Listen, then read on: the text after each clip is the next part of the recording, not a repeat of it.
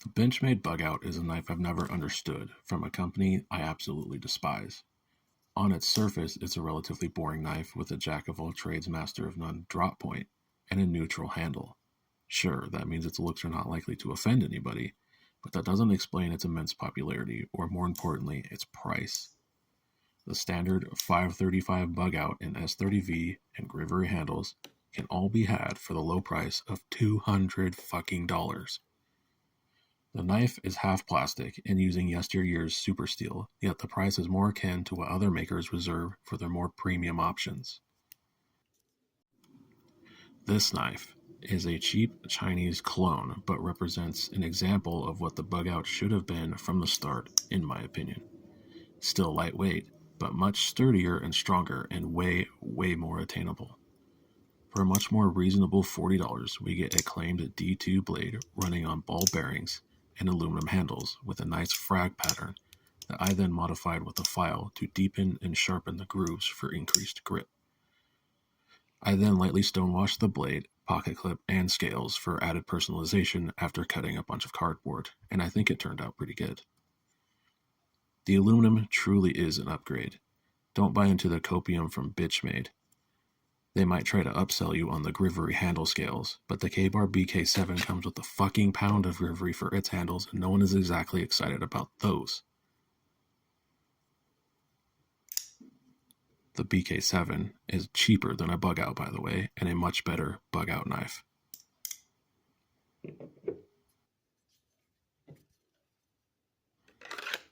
The knife I've continuously brought up in arguments against Benchmade and the Bugout is the Kershaw Link. It's a bigger knife with full steel liners and aluminum handle scales, plus a much better steel at that. And that's coming from a non-steel snob. I got my Lincoln 20CV at the time for under $100, but after recent price increases, if you shop around, it can be had for just over $100, but the standard price is $135. And it's even made in the same fucking state as Benchmade, so what the hell is going on there? If your argument is that the Link is not an axis lock and therefore it's responsible for the price discrepancy, then explain the Bel Air. Hell, even the XL is under $200. Even better yet, let's talk about the Hogue Deca, Hogue's ultimate troll to Benchmade. The standard variant has the exact same style of construction and can be had for $143, yet it has magnet cut. Hell, even the G10 handled upgrade version of the Deca could be had for $175. And I don't know about what Common Core math you've been doing, but $175 is still less than $200. As you can see here, all three of these are pretty similar. The Bugouts do have a more forgiving handle for those various hand sizes, but for most it won't matter. The clone is the thickest option, but it is negligible. The added strength and rigidity does come at a price though. Not the actual price, but the clone is the heaviest of the three options, although I use the word heavy loosely here. If you're really all that hung up about a damn half ounce, you probably don't go outside anyway, so you don't really matter. And I think that it's negligible in terms of how you would notice this in real life anyway.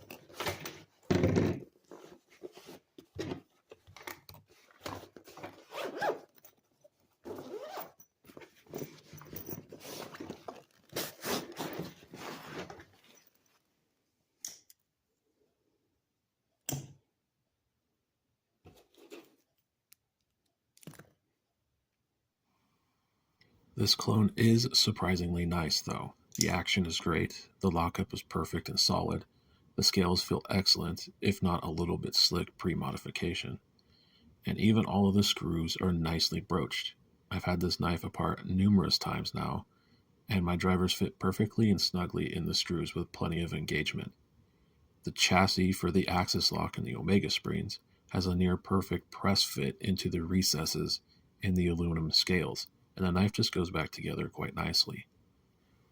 So, what about edge retention? After all, it may have fixed the handle issue, but if the steel is made of essentially Play-Doh, it's really of no use to us as a knife. Sure, it may look like a Bugout, but it doesn't mean that it's any good. It's like cloning Moa Kikuchi, but the clone isn't funny, bubbly, talented, or the typical kind person that the real Moa is, meaning you've accomplished nothing. So is this D2? Well, I have no way of 100% verifying this. All I can do is my edge retention tests and compare it to other D2 from reputable sources. Edge retention so far has been right in line with other D2 in my experience, which is to say, not actually better than 8CR13, if edge retention tests matter all that much to you. The only D2 I've ever seen do well came from Kershaw and a particular SOG Terminus XR, which was truly phenomenal. But this knife was right in line with the average for most all D2 I've ever tested, including that of a real Benchmade in D2 as well. I gave this knife to my mom so that she could cut the tags off some wooden spoons and spatulas she got at the store, and her words about it were, and I quote, "This thing doesn't even feel like anything," end quote, referencing its lightweight, and her next observation was at how well it cut the wraparound tags that are essentially glorified stickers. My mom may not be Miss Knife Aficionado and doesn't know the first thing about any of the steels and only kind of knows the brands, but she has a surprisingly good ability to recognize when a knife cuts really well and when it's in need of sharpening.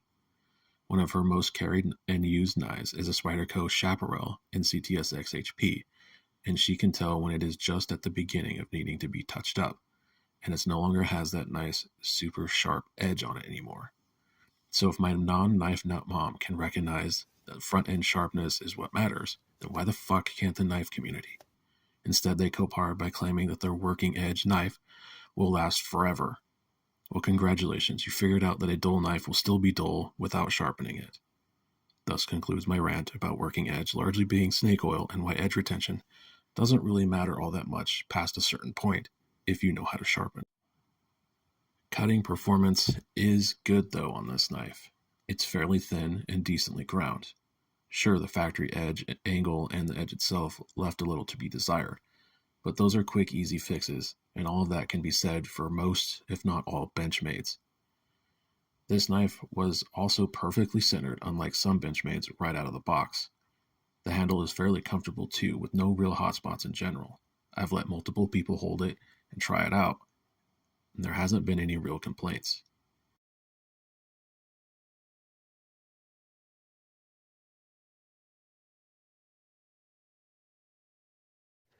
All right, so we have reached the end. I don't know the total number of feet in cardboard that it's cut yet because I haven't calculated it out. But it has begun to tear more than it is cutting. I'll double check, but pretty sure you could see that in the time lapse.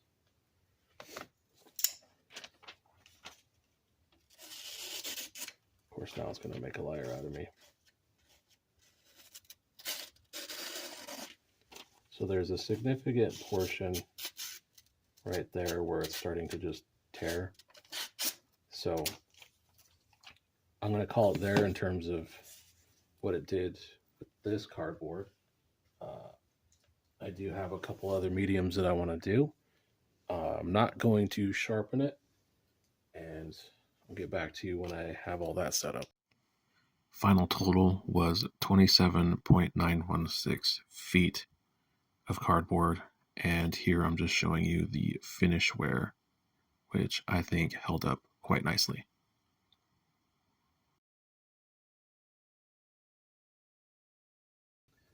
I do have some other stuff that we're going to cut. If you've seen my Kaiser video, then you will know the Safariland leather duty belt of doom. It's really fun to cut. This knife has not been sharpened.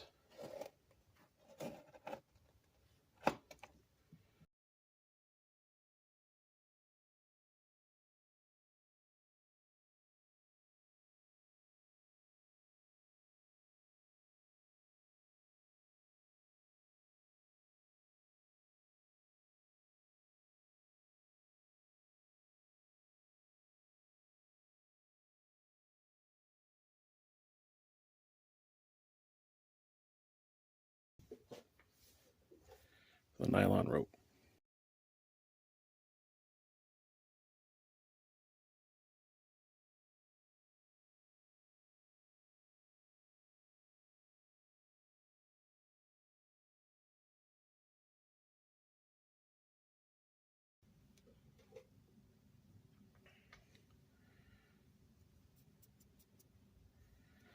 All right, on to the next thing.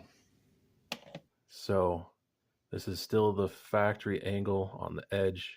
I have only touched it up with my Lansky rods and some stropping just to see if I could. It has also been stone washed. So it's all the work from the cardboard and the stone washing. I have not reprofiled this or even really taken it to a good stone yet. But we're going to do some edge retention testing. It is sharp. I suspect this will get better with a good sharpening, but for right now, I'm curious as to what this will do, so I have an estimation of how good this supposed D2 is. All right, so we're doing our standard rope test.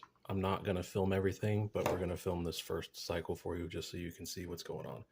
We're going to start with quarter inch and then soda box cardboard. Same number of cuts on the rope, same number of cuts on the cardboard. So if this does 10, then he gets 10 here.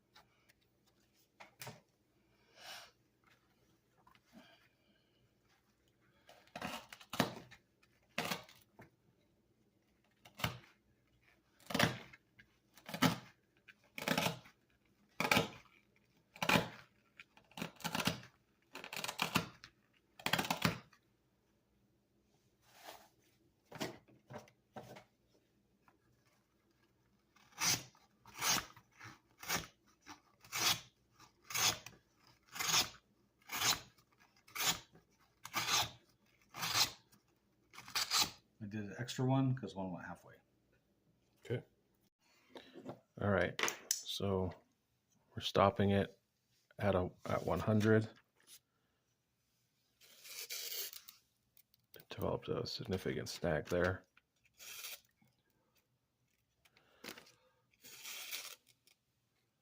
So 100 cuts on rope, 100 cuts on cardboard, which is about on average what we get with D2.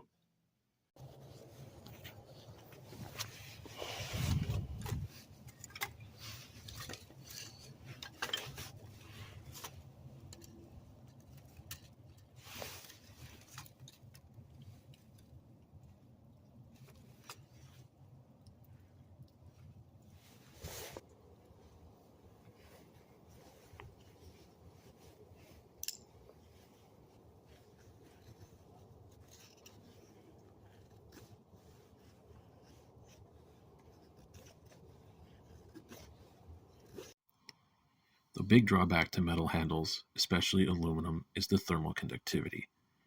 They get really cold in the winter and really hot in the summer.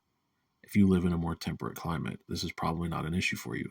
But where I live, it gets extremely cold in the winter, usually, although someone needs to tell Mother Nature that it's winter now because she's kind of late. Anyway, it's really cold in the winter, and it can also get into the triple digits in the summer with practically no cloud coverage to offer any reprieve from the burning sun. If you watched my Kaiser Harpoon video, you know how I feel about the sun. So, should you buy this knife? I don't know. Perhaps I got the best QC'd version of this knife that's ever been produced, and that's why everything's going so well for me. Or maybe it's just a decent knife. However, because there's no real name brand attached to it, there's no real recourse for a warranty issue if something should happen. But at least for me, in my example, I don't imagine there being one. I'm not here to tell you to buy something, and I'm for damn sure not here to sell you anything. I'm here to show you what I have found and to let you make your own decisions.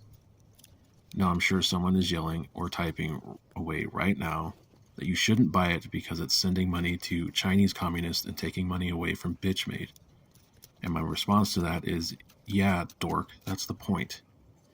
Based on the fact that someone inside Benchmade is still giving money to Democrats in the last election cycle I don't really see any real difference between the two. But at least with this, I'm giving less of my money to communists, and at least the Chinese ones are over in China, not here trying to grift me out of money with some semblance of American patriotism, all while giving money to the people that hate me, hate what I believe in, and hate their own damn products. Let me know if that ever makes any sense.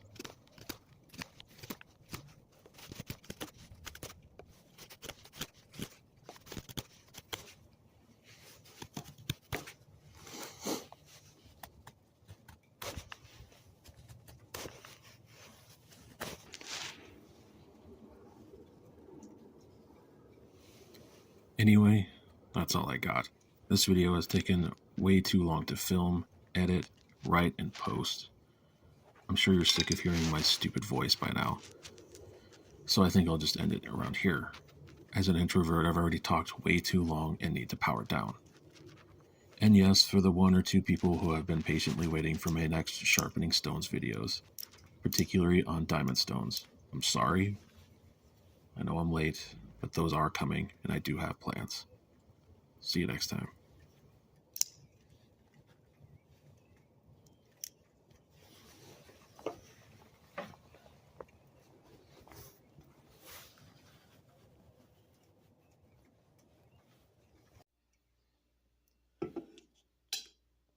Drawback to having no fingernails, well, no long fingernails.